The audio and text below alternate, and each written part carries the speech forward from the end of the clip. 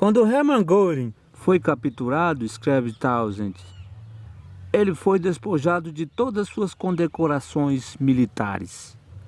Uma adaga, suas dragonas de ouro, um enorme anel de diamante em seu quarto dedo e seu valioso bastão de ouro maciço. Ele queria se encontrar com Eisenhower, mas ficou surpreso ao ser levado primeiro para Mondorf, na Alemanha.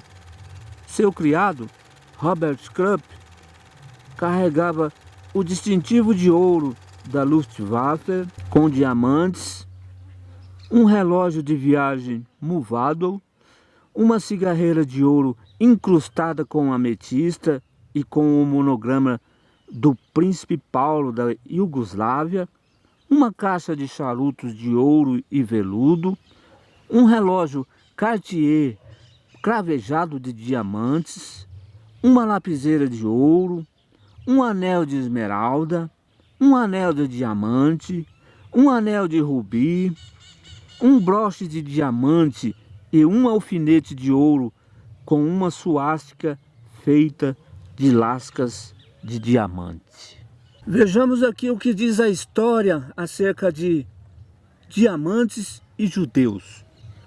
Na Europa, durante a Idade Média, os judeus eram as pessoas ideais para o comércio de diamantes. Como os judeus eram proibidos de comprar terras e de se envolver em qualquer prática agrícola, a situação os levou a profissões que não carregavam limitações tão rígidas.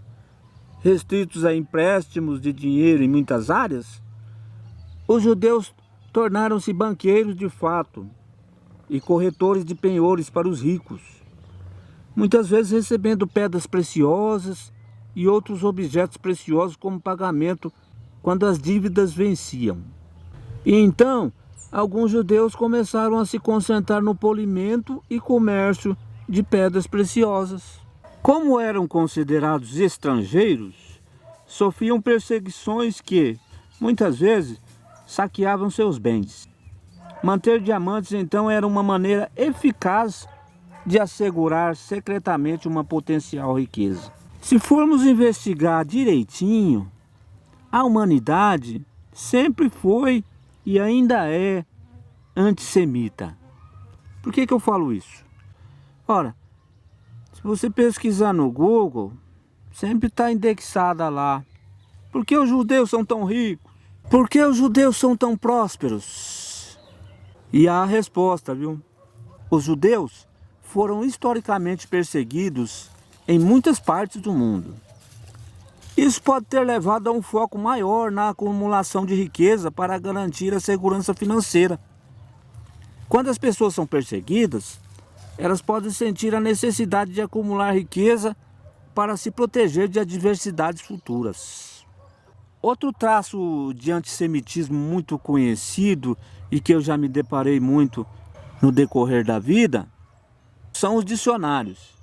Os dicionários sempre traziam lá o verbete judeu, sempre estava relacionado a agiota, aquele que vive de usura, usurário. Ou seja, a gente sempre viu o judeu de modo enviesado, né? Quer dizer então que foram as condições restritivas impostas aos judeus através das eras que condicionaram os judeus a serem assim? Os psiquiatras em Nuremberg, investigando a mente dos nazistas, descobriram que o ódio deles aos judeus se baseavam, na maioria das vezes, em preconceitos e cobiça. Ora, eles estavam todos ferrados e os judeus estavam sempre prósperos, então era natural que eles, principalmente a SS, tendesse a se beneficiar dos judeus, despojando-os de tudo e depois eliminando-os. Essa é a razão pura e simples. Botaram culpa no judeu para tirar a riqueza deles e depois eliminá-los.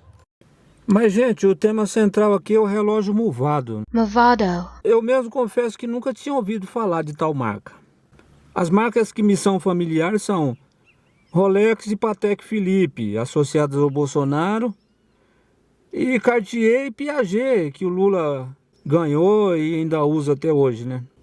Aí eu fui conhecer os tal do relógio Movado e me encantei. Movado são relógios de luxo minimalistas. Eu sempre tive problema com esse conceito minimalista, mas logo de cara, vendo os relógios Movado, saquei qual é do minimalismo. Você não precisa ter todas as coisas certinhas, tudo no seu devido lugar. Você não precisa ter uma tralha de coisas. Você não precisa saber as horas exatamente. Você só precisa saber que são 12:20 ou 12:30. A história da Movado é a seguinte: aquele Dietzschein fundou o negócio na cidade suíça relojoeira de La Chaux-de-Fonds em 1881. A família Dietzschein, uma família judia de relojoeiros, era proprietária de várias empresas na área. Em 20 anos, a empresa tinha mais de 80 funcionários e era conhecida internacionalmente por sua grande variedade de relógios de bolso. A Movado começou a produzir relógios de pulso e a empresa se expandiu novamente em 1905, agora empregando mais de 150 trabalhadores. Foi nessa época que ela foi renomeada para Movado, que significa sempre em movimento, em Esperanto. Em 1983, a empresa foi comprada pela North American Watch Corporation, fundada por Gedaliah Ginzburg, um judeu nascido em Cuba, que fugiu da Revolução Marxista de Fidel Castro em 1960 com sua família para os Estados Unidos. Olhem só aí, mais um judeu tendo que juntar correndo suas onerosas e tão suadas posses para fugir de inamistosas experiências revolucionárias utópicas de Estado.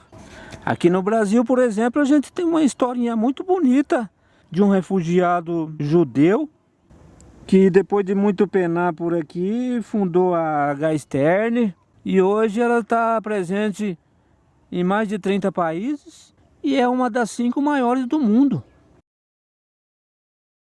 Nós, que as guerras sempre nos debruçamos, ao investigá-las temos a certeza do motivo delas. Sede de cobiça, saqueamentos, oportunidade de praticar estupros impunemente, rivalidades étnicas e incontrolável desejo de subjugar e mostrar superioridade. No entanto, o que mais sobressai sobre tudo isso é nossa natural tirania, que o poder potencializa. O que tinha a Alemanha que invadia a Polônia? O que os poloneses fizeram para a Alemanha? Nada. Absolutamente nada. Puro desejo de saque e cobiça. Quer dizer então que o relógio Movado é essencialmente judeu? E o que estava fazendo com o Goering? Um antissemita encarniçado. Este vídeo é talvez um preâmbulo para uma continuação, onde nos debruçaremos sobre o mistério insondável de quem pode ter passado a cápsula de cianeto para Goering se safar espertamente da humilhante forca que estava reservada a ele, naquela que foi talvez a maior das frustrações punitivas de crimes de guerra da história. Hitler tinha se safado, e então Goering era o segundo homem do Reich. No entanto, ele foi insolente em Nuremberg e, como dominava muito bem o inglês, teve a empáfia de passar até um sermão nos aliados. O desgraçado tinha carisma e também tinha uma presença de espírito que, em certos momentos do julgamento, deu invertidas no juiz, fazendo todos caírem em gargalhadas.